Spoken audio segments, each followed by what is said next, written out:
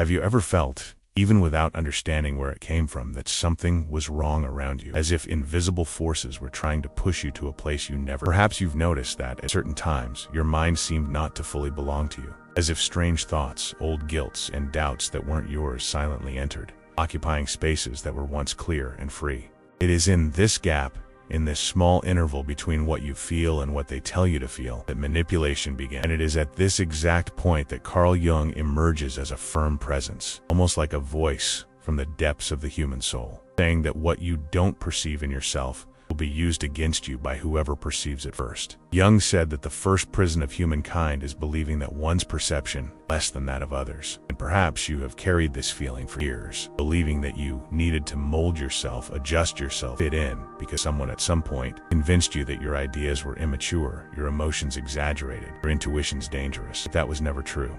From the beginning, all they did was push you off your own act, because a person disconnected from themselves is easy to control. A person who doubts their own vision ends up adopting the vision of anyone who speaks more firmly. That's how, little by little, they tried to replace your perspective. Perhaps you wonder when it all. Maybe you think it was in a specific conversation, criticism that affected you, humiliation you swept under the rug, a relationship that undermined your confidence. But Jung argued that manipulation doesn't begin at the moment of the blow. It begins much earlier, when your consciousness doesn't yet know how to defend itself. It is born in silence, in the habit of ignoring one's own feelings, in the tendency to wait for approval before, and the belief that the other person knows more about you than you do yourself. These are small, imperceptible cracks accumulated over the years that allow someone, later on, to access the most fragile parts of your psyche. And this is where the question arises that few dare to face. To what extent in your life have you truly been yourself? How many of your decisions were guided by fear, expectation, guilt, or the need to please? Who benefited when you who grew while you diminished yourself? Do you really think this was a coincidence? Or could it be, warned,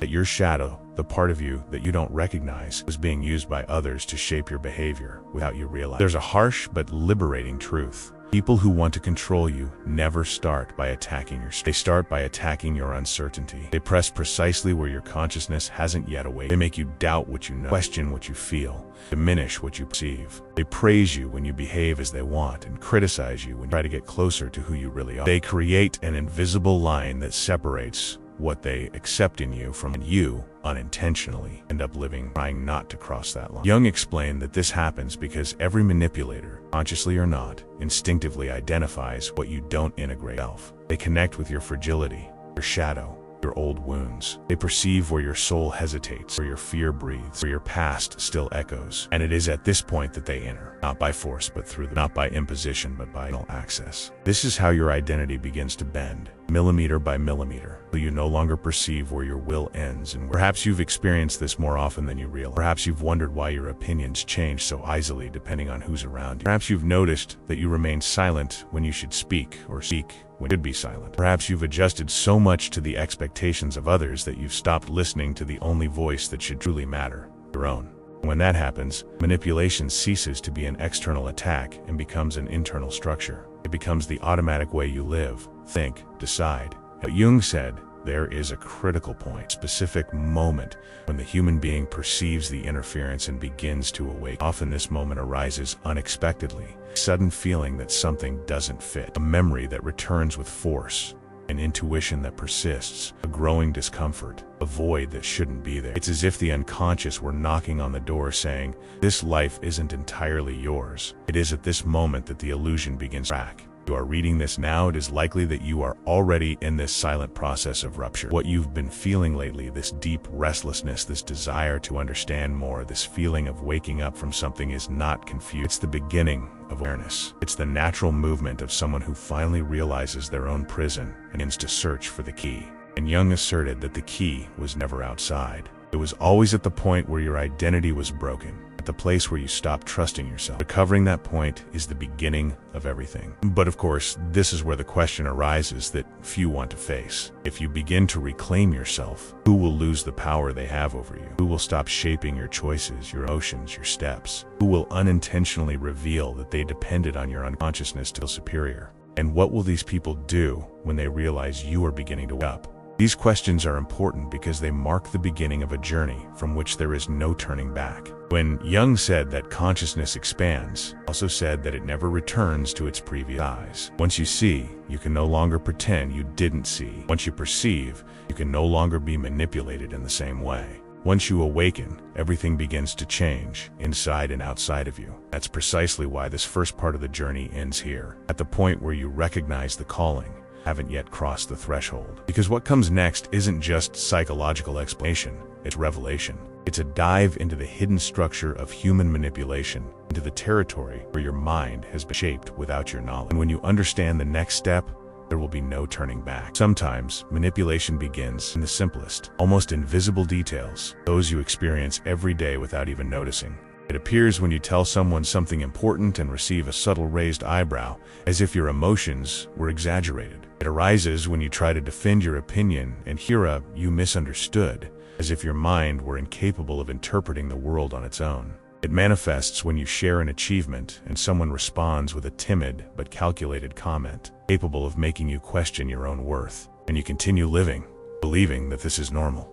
That perhaps you are really too sensitive, too intense, too complicated. But Jung would say that this is the moment when your identity begins to be corroded, not by direct attacks, but by micro-fissures that accumulate until they transform your view of yourself. Have you ever noticed how, in certain environments, your voice naturally diminishes? In some conversations, your opinions shrink, as if you've learned that it's safer to agree than fully exist. This doesn't happen by chance. At some point, someone made you believe thinking autonomously was that feeling deeply was wrong, and that acting on your intuition was irresponsible. And that's how manipulation takes hold. Not when someone prevents you from being yourself, but when you yourself begin to block yourself before the world. Jung said that the most effective psychological violence is that which disguises itself as care. Perhaps you have experienced exactly that. A person who claimed to be helping, but who subtly sowed doubts where there should be clarity. A presence that claimed to protect, but always made you feel incapable without them. A voice that claimed to guide, but always pushed you away from yourself. This is how manipulators operate. They assume the role of emotional guide while simultaneously distancing you from the ability to guide yourself. Imagine a simple scene. You're about to make an important decision. You feel you're on the right track. Something inside you pulsates with conviction. But upon sharing it with someone, you immediately receive a critical, fear-inducing question, comments that paint disastrous scenarios. Suddenly, that clarity you had becomes a fog. You start thinking about everything that could go wrong. You lose your composure. And without realizing it, you adopt the route the other person suggested, not because it's the best, but because it was presented as the safe path. That's the strategy. To replace your intuition with fear, your autonomy with dependence, your light, fear of the unknown. Jung explained that there is a recurring pattern in manipulated people. They begin to feel as if they are always indebted. Emotional debt, affective debt, moral debt. You start to be grateful for things that should never require gratitude. You start to apologize for normal behaviors. You start to justify legitimate feelings. When you feel indebted to someone, you lose the right to question them. And that's exactly what the manipulator wants. For you to feel too small to question the emotional authority they have assumed over your life. Perhaps you remember times when you said sorry for no reason, just to keep the peace. Perhaps you swallowed phrases that destroyed you inside to avoid conflict. Perhaps you were molded to believe that being loved meant obedient, silent, and reliant. And throughout this silent process, you began to lose yourself. Manipulation doesn't steal from you all. It steals in parts, slowly, until you only realize it when you're already too far from where it is. But the most insidious aspect is that manipulators don't present themselves as villains. They present themselves as saviors, as people who know what's best for you, as advisors, leaders, partners, friends, figures who position themselves as spiritual or emotional guides. Jung pointed out that this behavior is not just a human characteristic, it's an archetype. The false sage, the one who offers light to lead you directly into their own shadow. It's an ancient psychic force that manifests in people who need to diminish you to feel that they. Perhaps you've already noticed this in small situations. The person who only praises you when they're in control. The one who becomes aggressive when you start to improve. The one who supports you when you're weak but criticizes you when you're strong. The one who always knows more, always understands more, always. The one who never admits a mistake but points out every slip-up you make. The presence that comes closer when you're falling apart, moves away when you start to rise. This isn't love. This isn't care. This isn't friendship. This is strategically constructed emotional dependence. And the most dangerous thing is that after so much time adjusting to the limited space that this person created for you, you begin to believe that you truly belong in that space. It is at this point that manipulation ceases to be something done to you, something you repeat against you. You internalize the critic, absorb the fear, adopt the manipulator's voice as if it were. And Jung said that it is at this moment that the soul divides. One part of you wants to grow, while the other, conditioned, fears growing. It is in this internal conflict that many people remain for years, trapped between the desire to awaken and the fear of losing those who have always occupied this space of pseudo-authority in their life. But here is the point that transforms the journey. When you begin to perceive the pattern, it loses strength. When you see the mechanism, it no longer works the same way. When you see where your doubt comes from, it begins to dissolve. This is where this part of the journey ends. At the exact moment you realize that the manipulation was never just about what they did to you, but about what they made you believe about yourself. Because what comes next is not just revelation, it's confrontation. Part 3 delves into the region of the psyche where the shadow is used as a tool of control. And nothing you've heard so far compares to what is about. There is a region of the human mind that few dare to visit. Jung called this territory the shadow. The term is deeper than it seems. The shadow is not just what you fear or reject. It is everything you don't know you carry. They are dormant layers that influence your reactions, your relationships, choices, your behavior in the face of pain. And it is precisely this unknown territory that manipulators use as an entry point. They don't dominate you through what they know about you, but through what you don't know about yourself. This is how control becomes possible, silent and devastating, by exploiting what you hide, even from yourself. The shadow gains strength when you spend years trying to appear strong, balanced, rational, and emotionally stable. It grows when you avoid looking at your frustrations, when you remain silent in the face of your needs, when you pretend that what hurts doesn't hurt, when you try to fit into expectations that aren't yours. And the more you run away, the bigger it becomes. Jung said that everything we don't face becomes a destiny that haunts us. And it is precisely this unconfronted destiny that someone, at some point, uses to guide your steps, as if holding the strings of a puppet. But here's the first provocation. You've never integrated these parts of yourself. How could you distinguish what belongs to you from what belongs to others? How would you know if the guilt you feel is or placed on you by someone who took advantage of your... The shadow becomes fertile ground for manipulation because it communicates through intense and confusing emotions. That's why you feel guilty, even without reason. Carry a weight you don't know where it came from. Constantly justify yourself and repeat patterns that hurt you. The shadow manifests as internal voices that are actually yours, that you've accepted as truths because you believe that thinking differently would selfishness, rebellion, and meanwhile the person manipulating you observes, learns, and adjusts their tone to guide you precisely. Often, this manipulation happens through small reactions, a disappointed look that makes you give in, a comment that makes you doubt, a calculated silence that forces you to explain yourself, a cold gesture that compels you to try to please. Manipulators don't need explicit violence, they just touch the right wound. And if that wound comes from your shadow, the reaction is almost automatic. Without realizing it, you mold yourself to what the other person expects, not because you want to, but because you fear facing what exists within you. This is where another necessary question arises. To what extent are your reactions your own? And to what extent are they merely reflections of wounds that have never been seen? The shadow forms in moments you ignored, repressed, or buried. It is born from poorly digested stories, old humiliations, abandonments you preferred to forget, criticisms you internalized, fears you didn't want to admit. And all of this transforms into accumulated psychic energy. Jung said that what is repressed doesn't disappear, it organizes itself. And when someone discovers how to access this content, the result is devastating. You begin to react predictably, as if you were programmed. Manipulators, even without technical knowledge, recognize this pattern, use the shadow to control your narrative. The biggest trap is believing that the shadow is a monster. In reality, it's a territory full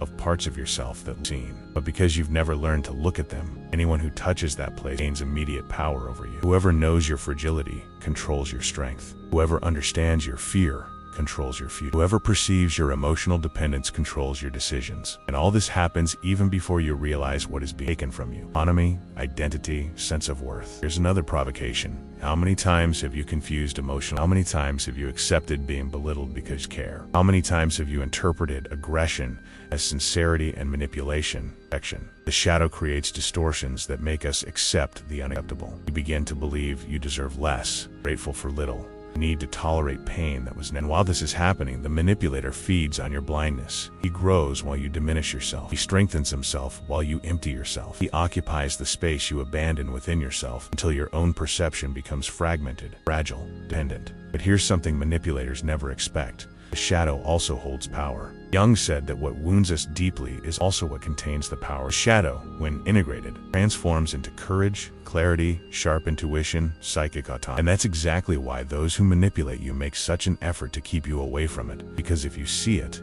everything changes. Your fears gain names, your wounds gain explanations, your guilt dissolves, and what held you captive begins to lose it. And it is precisely at this point that this part of the journey, boundary between the pain that binds you and the truth. The shadow is the battlefield where your mind has been dominated, but it is also where you can recover. There's a moment in manipulation where everything changes, almost invisibly, when someone manages to disconnect you from your intuition. Jung said that intuition is the oldest instinct, silent voice of the soul, the bridge between the conscious and it doesn't shout, it doesn't pressure, it doesn't demand, it simply knows. And this wisdom is exactly what the manipulator fears most. That's why, when they want to completely dominate you, they cut the thread that connects you to this deep perception. And they do it little by little, so discreetly that you don't realize what you're losing until the emptiness begins to settle in. Many people report that this disconnect be a seemingly small situation. They feel something strange about some slight, almost imperceptible, but very real feeling. However, when you mention it, someone laughs, downplays it, calls it paranoia. You feel uneasy about a situation. You're back that you're You sense that something is wrong, but someone convinces you that you're confusing everything. And what's worse,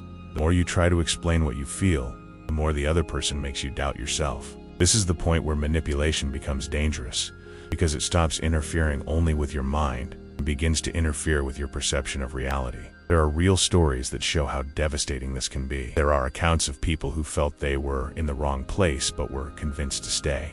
Others felt someone was untrustworthy, pressured into trusting them. Some heard their intuition screaming yet remained silent because someone convinced them that logic should. In many of these accounts, consequences were severe. One woman recounted that for months her body reacted negatively to a coworker, but she ignored her intuition because everyone said he was helpful. The man ended up being arrested for harassment. A young man reported refusing several invitations to get into a car with an acquaintance because something about him was wrong. Years later, he discovered that the acquaintance was involved in human trafficking. But the most striking thing is that they all described the same feeling. The body knew before the mind understood. Jung said that intuition is the way the unconscious speaks when it has no proof, but is certain. And it is precisely this silent certainty that the manipulator needs to erase. He does this by questioning your feelings, ridiculing your perceptions, invalidating yourself. He puts noise where there was once clarity, doubt where there was once certainty. Little by little, you stop trusting yourself and start trusting only what this person says. And that's when the manipulation reaches peak.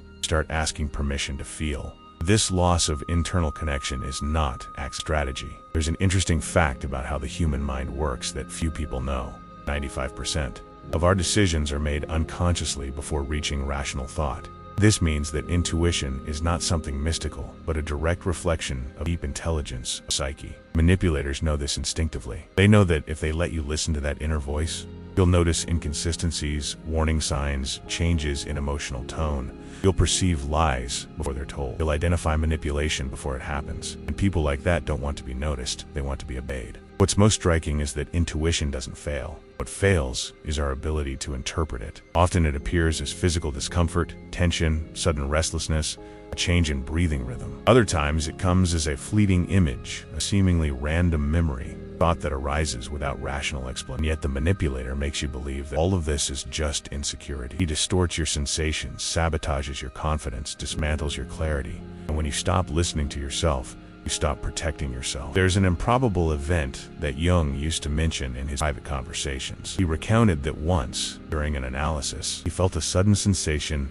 of imminent rupture, as if something was about to happen. Seconds later, a heavy object fell from a shelf on its own, without anyone touching it. Jung didn't interpret this as supernatural. He interpreted it as synchronicity. Intuition had picked up an unconscious movement in the emotional field before physical reality reacted. This story, though it seems improbable, shows that our inner perception perceives before our logic understands. And that's why manipulators make so much effort to disconnect you from sensitivity. The breakdown of intuition, the breakdown of your identity. When you no longer trust what you feel, you no longer trust yourself. When you no longer trust yourself, you seek security outside. When you seek security outside, you surrender your power. This is how manipulation starts small, but ends up stealing the very compass that guides your life. You begin to be guided by external voices, by other people's opinions, by fears that are not yours, by desires that do not belong to you. And while this happens, the person who manipulates you silently assumes the role of interpreter of your. They position themselves as the filter between you and the world. But there's something manipulators can never predict. Intuition doesn't disappear, it just gets buried. At some point, it returns, sometimes gently, lagging discomfort. Other times brutally, like a truth exploding from within. There are people who say that even after years of being manipulated, they had a single moment of lucidity that changed everything, as if an inner voice screamed after being silent for too long. Jung said that the unconscious always tries to correct the past, even when everything seems lost.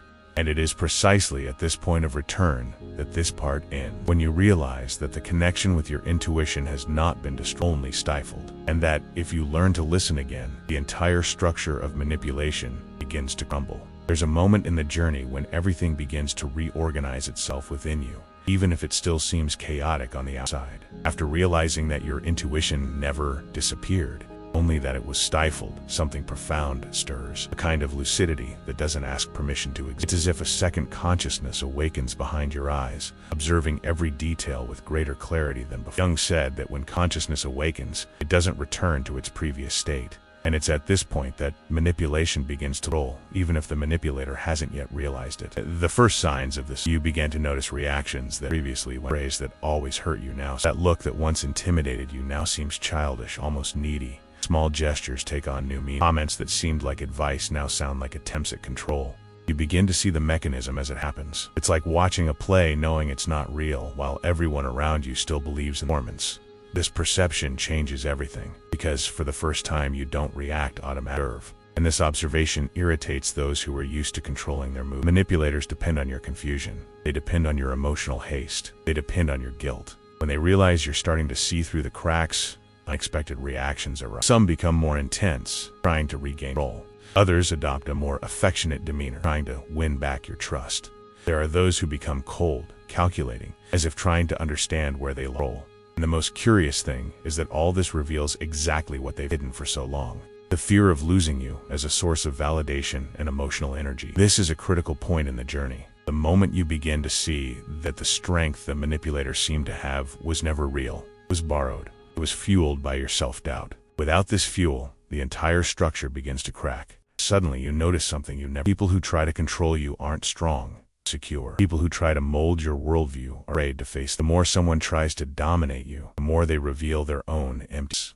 Jung said that no one projects light, they only project shadow. And when you shine a light on the shadow, it loses its power. What happens next is unexpected for many. You begin to recover small parts of yourself that you had forgotten. Courage returns in small but consistent doses. Firmness emerges in simple moments, saying no or not having to justify everything. Emotional clarity grows in the intervals, when you realize you no longer need to please out of fear. Each recovered fragment returns a piece of your identity. Each recovered piece weakens the presence of those who tried to appropriate you. But this process doesn't happen without resistance. It's common that at this point the manipulator tries to create conflict situations, provoke old emotions, or resurrect guilt they knew affected you, all to pull you back to the previous pattern. And it's here that many back down, not out of weakness, but out of emotional habit. The brain tends to return to what is familiar, even if it's painful. The mind tries to maintain the known script because the unknown is frightening, and manipulators count. They know that if they activate your insecurity at the right moment, they can make you disconnect from your own consciousness again. Now you know something you didn't know before.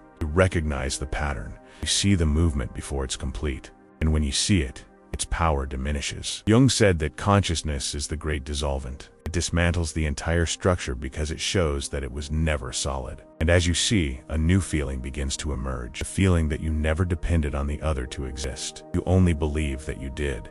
There is a particularly transformative moment in this phase of the journey. It happens when you realize you are acting differently to something that used to destroy you. A word that once hurt you no longer pierces you. A criticism that once dismantled you no longer defines you. A manipulation that once held you captive no longer moves you. In that instant, that exact instant, that you realize that consciousness has returned to the center of your... Take a deep breath. Something inside you says, back. This is where one of the most important twists in this whole story emerges. You not only regain consciousness, you begin to realize that you were weak. You were simply disconnected from your own strength. Everything they tried to diminish in you, sensitivity, intuition, depth, intensity, lucidity, now returns as power. And this inner power, when it begins to rise again, causes an impact that frightens those who tried to manipulate you. As you become aggressive or rebellious, as you become clear. Nothing is more threatening to someone who lives by emotional control than someone who finally sees. And it is precisely at this point that this part ends, at the moment when your consciousness truly awakens and you begin to reclaim the inner territory that has always been yours. The manipulation begins to crumble, not when you fight, but see.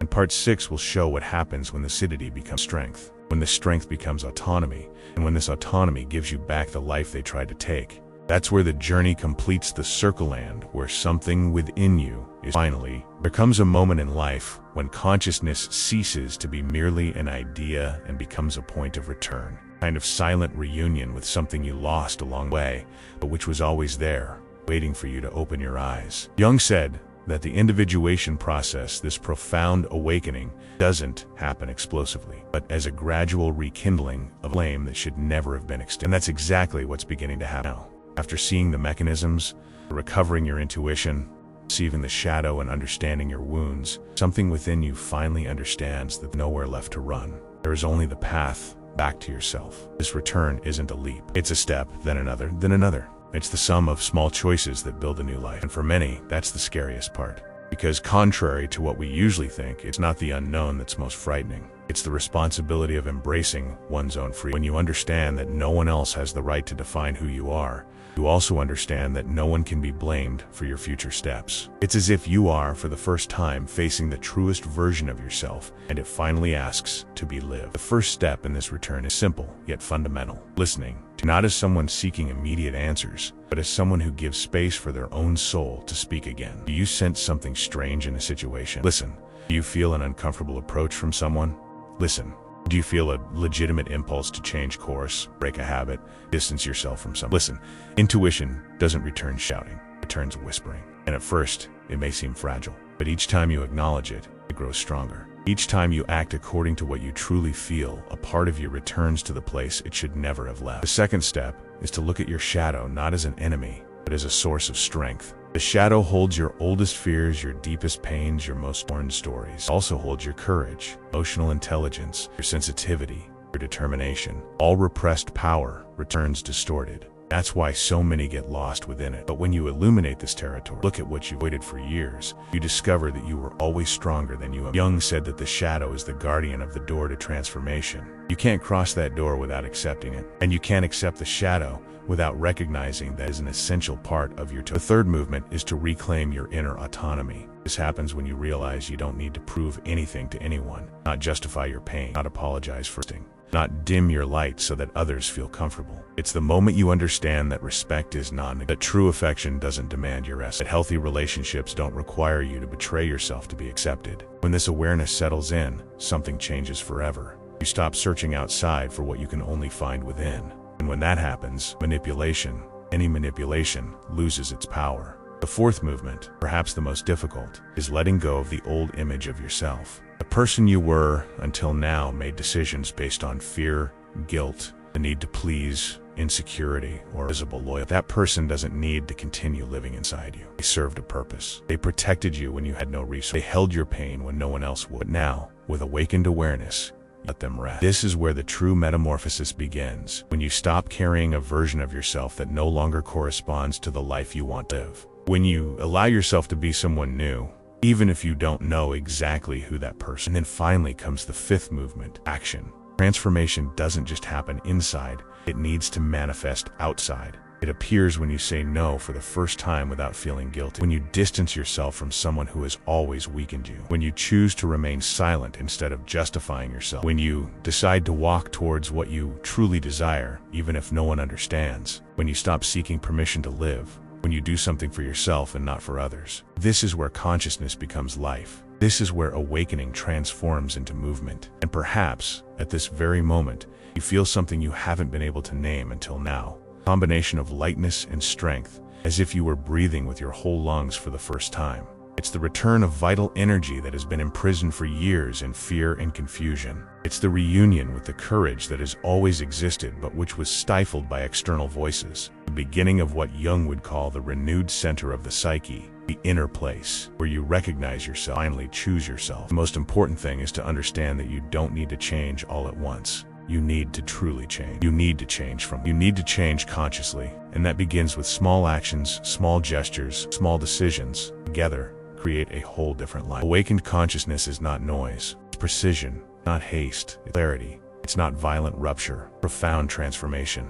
And that transformation begins right now. As you read these words, feel something inside you reorganizing itself. Therefore, if these words have touched you deeply, allow yourself to act. Allow yourself to continue. Allow yourself to be who you truly are. Let your conscience guide your next steps. Let your intuition speak again. Let your shadow show you the path. Strength. Let your life finally become. Now I ask something simple yet powerful, like this video, because that helps the message reach. Comment, even anonymously, just to affirm your presence and internally reinforce that you are here, conscious. It can be a word, a symbol, or simply, I am awakening. And subscribe to the channel, because this journey doesn't end here. It's only just beginning. I will be with you, video after video, as you rebuild your life inside and out. The next step is your transformation. From now on, you will never be the same again.